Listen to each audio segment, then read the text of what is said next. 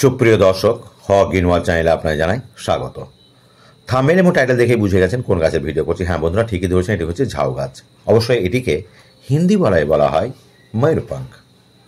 এই ময়ূরপাঙ্খ বা ঝাউ গাছ আমাদের সত্যি কথা বলতে একটা উদ্যানকে সাজাতে হলে এই গাছ ছাড়া অপূর্ণ থেকে যায়, এবং আমরা অনেকেই যারা বাগান করি তাদের কাছেও কিন্তু এই গাছটা থাকে, কারণ এই গাছের পরিচর্যাটা খুবই কম হয়। আমি গত 6-7 মাস আগে খাবার দিয়েছি, আর কোনো খাবারই দিইনি। খাবার দিতে হয় ফেব্রুয়ারি অথবা সেপ্টেম্বর মাসে, বছরে একবার দিলে যথেষ্ট। কী খাবার দেবো?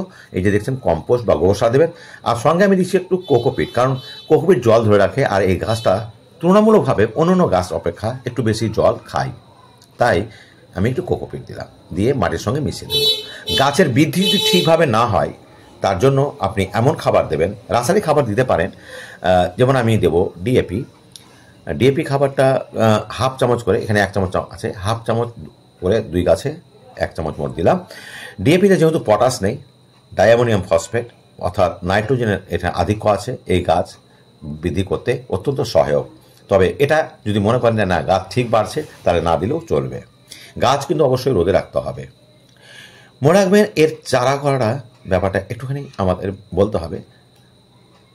তো গাছের একটা নির্দিষ্ট বয়স হলে কিন্তু গাছে এক ধরনের ফল হয় গোল গোল, আপনারা নিশ্চয়ই দেখেছেন হয়তো।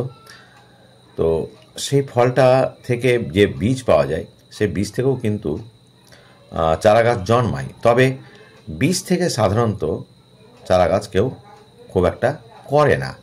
এটা দেখা গেছে এর শাখা কাটিং থেকে সাধারণত এই যে বীজ দেখতে পাচ্ছেন, এই বীজ বয়স হলে ফেটে গিয়ে সিড তৈরি হয়।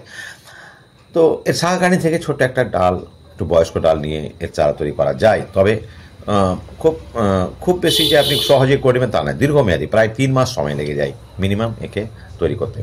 আর হ্যাঁ, গাছটাকে ঘুরিয়ে ঘুরিয়ে রাখবেন, টবে যদি থাকে তাহলে সাইজ দারুণ হবে। যেমন আমার এই গাছটা দেখুন, মনে হচ্ছে কাঁচি দিয়ে তৈরি করে কেটে সুন্দর করে একেবারে শেপ সাইজ করে নিয়েছি।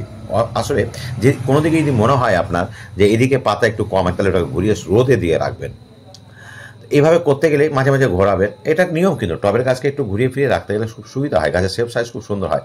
এর থেকেও আমার বয়স্ক একটি গাছ আছে, প্রায় সেই গাছের বয়স 12 বছর। চলুন আমি আপনাদেরকে সেই গাছটা দেখাচ্ছি। এই যে এই গাছের বয়স আমার প্রায় 12 বছর।